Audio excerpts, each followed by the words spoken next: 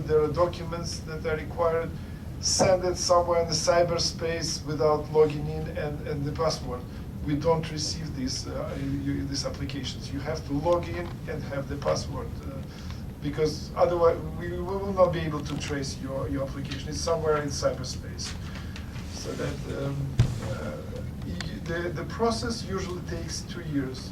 If you apply right now, before 1st of June, your organization will be considered in 2014.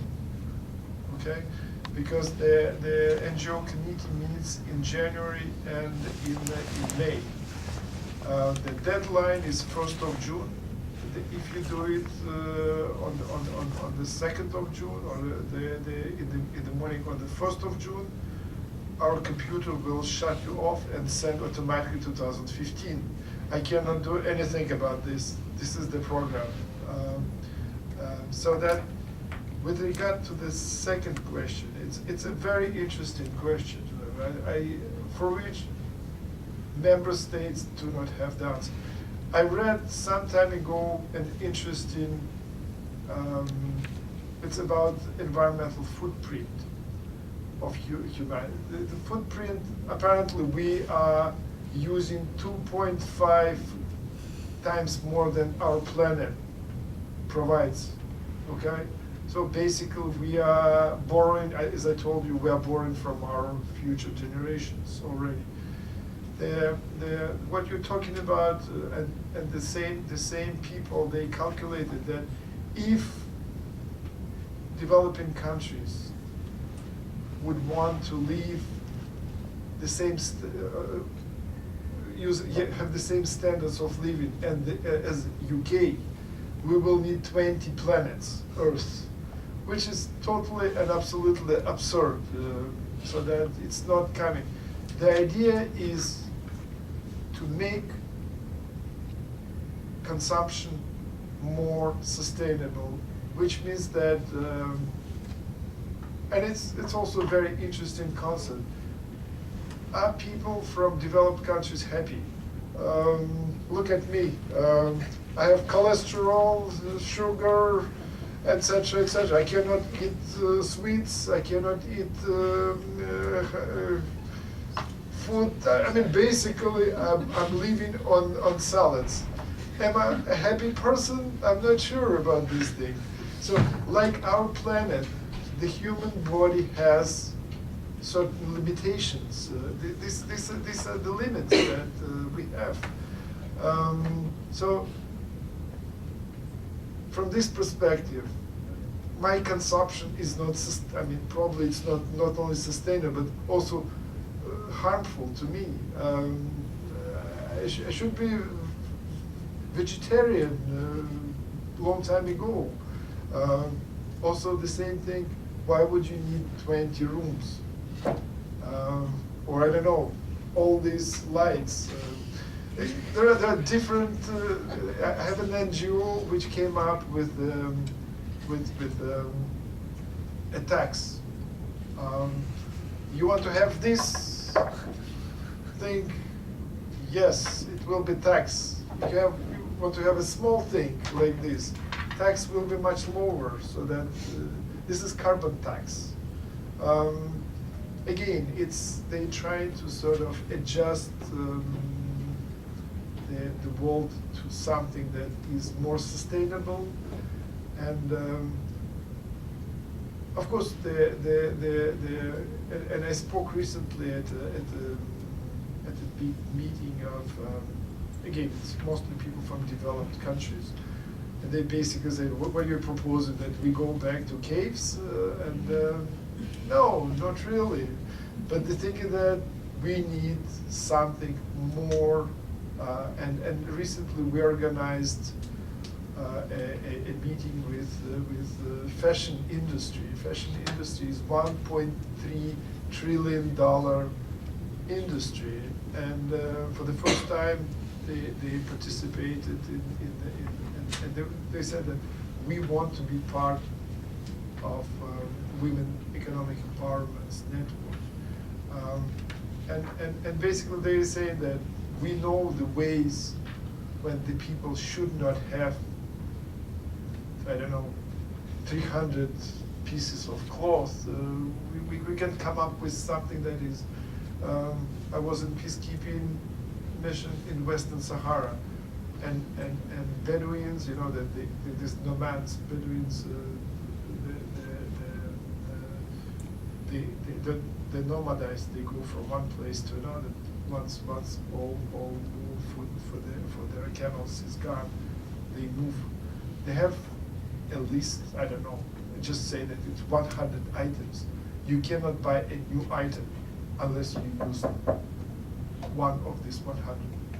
So as long as the world could have this list of 100 items, it will not sort of buy 200, 300, 400. For Bedouins, it's very simple. They have a limited number of camels, and camels can carry a limited weight. So that you have to have this, it's not 100 items, but basically it's a list of items. So I think that the world should come to this list at certain point. Sorry. No problem. Just to maybe complement a bit on the last question. I think that is discussed a lot, or I would say more in the climate change negotiations. And the jargon that is used is common but differentiated responsibilities and respective capabilities. On our side, the European Union, certainly we have always recognized our own responsibility. But we also ask others, and especially emerging economies or other partners, to play their fair share. And I guess this is maybe I'm sure you have seen a lot of media articles on climate change negotiations, but the time that comes is key, as in 2015 we are looking not only at the moment when we would review what has or has not been achieved on Millennium Development Goals and what comes next, but it is also an important moment when we are looking at a legally binding instrument on climate change. So a lot of work to come in the UN, a lot of looking at press articles. I guess more and more in the media you find information on climate change or on sustainable development to a pace that has grown exponentially in the last years. And I guess this relates to the comments Mr. Abramov had on why is it we need to worry, why is it there is a sense of urgency to do something. And maybe just to reflect a bit on the first question we got, I am a true believer in multilateralism, and this is the beauty of UN, that you have all the countries of the world sitting together around the table and everybody getting to have a voice, express their views, and we collectively need to look for solutions. Challenges are global, and therefore solutions also need to be global. And that includes looking also at the private sector, looking at NGOs, not only governments, because governments on their own would not be able to change the world we live in. We need certainly the private sector, and we need NGOs who are critical, especially at the national level, not only coming up with ideas, being a sort of a fresh thinking input to governments, but they are critical on the ground when they work shoulder to shoulder with governments on projects. So I leave it to that. I'm sorry, I can, if you want, take your question maybe bilaterally, because I think you are having the lunch at the German house, and that's exactly where I'm having the next meeting. So we can work together.